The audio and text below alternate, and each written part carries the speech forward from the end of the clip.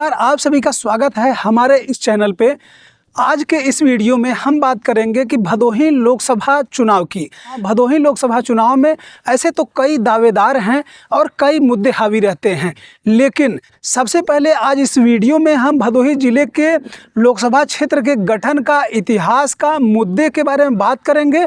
उसके बाद हम आपको बताएंगे कि कौन कौन ऐसे दावेदार हैं जो लोग अपनी दावेदारी पेश कर रहे हैं और जिन्हें कोई भी पार्टी अपना प्रत्याशी बना सकती है। भदोही लोकसभा क्षेत्र 78 लोकसभा क्षेत्र आता है और जिसमें 5 विधानसभाएं आती हैं, जिसमें भदोही ज़िले में जब पहली बार 2009 का लोकसभा चुनाव हुआ तो यहाँ पर बसपा ने सबसे पहले खाता खोला और बसपा से गोरखनाथ पांडे यहाँ से चुनाव जीतकर संसद पहुँचे थे। जब दूसरी बार 2014 का चुनाव हुआ तब भारतीय जनता पार्टी से वीरेंद्र सिंह मस्त चुनाव जीत करके संसद भवन तक पहुँचाया और भदोही ज़िले के मुद्दों को कितना उन्होंने उठाया ये आप सभी लोग जानते होंगे। अब उसके बाद 2019 का जब लोकसभा चुनाव हुआ तो लोकसभा चुनाव में भारतीय जनता पार्टी ने रमेश चंद्र बिंद को प्रत्याशी बनाया और रमेश चंद्र बिंद ने लाखों वोटों से जीत दर्ज की। आने वाले कुछ दिनों में 2024 लोकसभा चुनाव होना है। इसको लेकर के भदोही ज़िले में जो राजनीतिक सरगर्मियां हैं बहुत तेज हो गई हैं। हर एक दावेदार अपनी तरफ से पार्टियों तक और प्रभारियों तक पहुंच बनाने में जुटा हुआ है कि किसी तरीके से उन्हें लोकसभा का टिकट मिल जाए और भदोही ज़िले को सेवा करने का मौका मिल जाए और भदोही ज़िले का जो भी मुद्दा है उसको किसी तरीके से उठा करके संसद भवन तक पहुंचाया जाए और इस समस्या से निजात दिलाई जाए। भदोही ज़िले की समस्या, तो भदोही ज़िले में एक जो बहुत बड़ी समस्या हर चुनाव में हमेशा मुद्दा बनता रहा है, 2017 के विधानसभा में बना, 2022 के विधानसभा चुनाव में बना, चीनी मिल का मुद्दा। लेकिन चीनी मिल का मुद्दा लोग यहाँ से मुद्दा उठा करके तो विधानसभा लोकसभा तक तो पहुँच तो जाते हैं, लेकिन वह वहीं रह जाता है चीनी मिल, जिसका कोई भी कायाकल्प नहीं हो पा रहा है। उसके बाद भदोही ज़िले की जो बात होती है तो भदोही ज़िले में कोई भी यूनिवर्सिटी नहीं है और यूनिवर्सिटी के लेकर के कुछ छात्र KNPG के और ज़िले में अलग अलग संगठन के लोग प्रदेश सरकार से, केंद्र सरकार से मांग करते हैं, कभी चिट्ठियां लिखते हैं कि यहाँ पर एक यूनिवर्सिटी बनाई जाए। ऐसे सरकार की तरफ से एक यूनिवर्सिटी पास की गई है जो कि विंध्याचल मंडल, जिसमें भदोही, मिर्ज़ापुर और सोनभद्र 3 जिले आते हैं, इसमें शासन की तरफ से मंजूरी मिली हुई है और एक विश्वविद्यालय बनाने का प्रस्ताव मिर्ज़ापुर ज़िले में है। भदोही ज़िला पूरी दुनिया में जो विख्यात है वह कारपेट के लिए विख्यात है और कारपेट के लिए विख्यात होने के कारण भदोही ज़िले का कारपेट एक मुद्दा है। और मुद्दे में केवल कारपेट ही नहीं, कारपेट में कई वेराइटी होती है, कई चीज़ें होती है, आयात को लेकर के, इम्पोर्ट को लेकर के। ऐसे भदोही ज़िले में सपा शासन काल में भदोही एक्सपो मार्ट बना था जहाँ पर मेला भी लगता है, लेकिन इसको लेकर के दोबारा उद्घाटन किया गया जो कि उत्तर प्रदेश के वर्तमान मुख्यमंत्री योगी आदित्यनाथ जी ने किया था।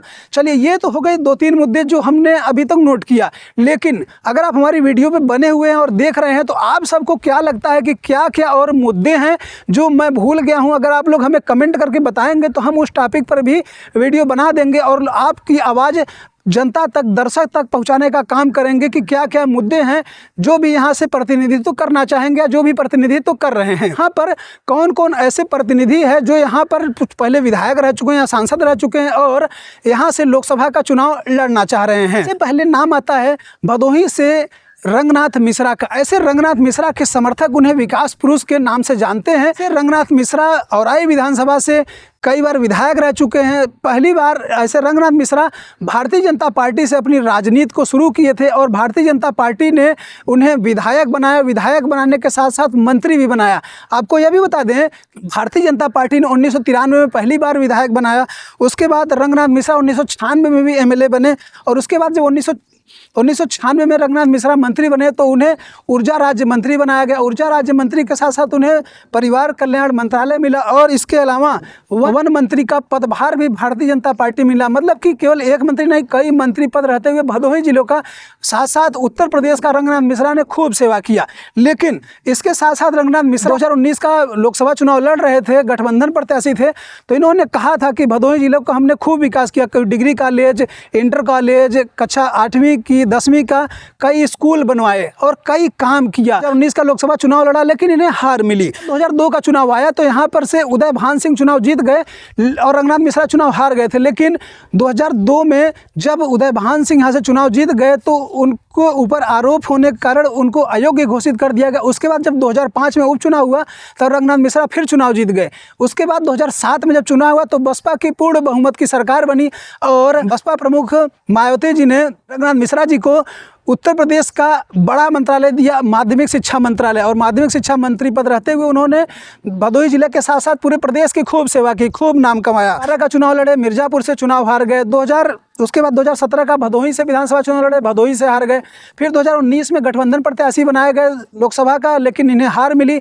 कि ऐसा समय चक्र बदला कि रंगनाथ मिश्रा जहां से उन्होंने अपनी राजनीति शुरू की थी, भारतीय जनता पार्टी से उन्होंने घर वापसी करते हुए पार्टी को ज्वाइन कर लिया। अब बात कर लेते हैं दूसरे प्रत्याशी जो खूब मैदान में लगे हुए हैं कि उन्हें किसी तरीके से प्रत्याशी बना दिया जाए और उन्हें भी सेवा करने का मौका मिले। तो रविन्द्रनाथ त्रिपाठी भी भदोही जिले से लोकसभा की टिकट मांग रहे हैं और भारतीय जनता पार्टी से 2017 से 2022 तक भदोही विधानसभा से विधायक रहे हैं।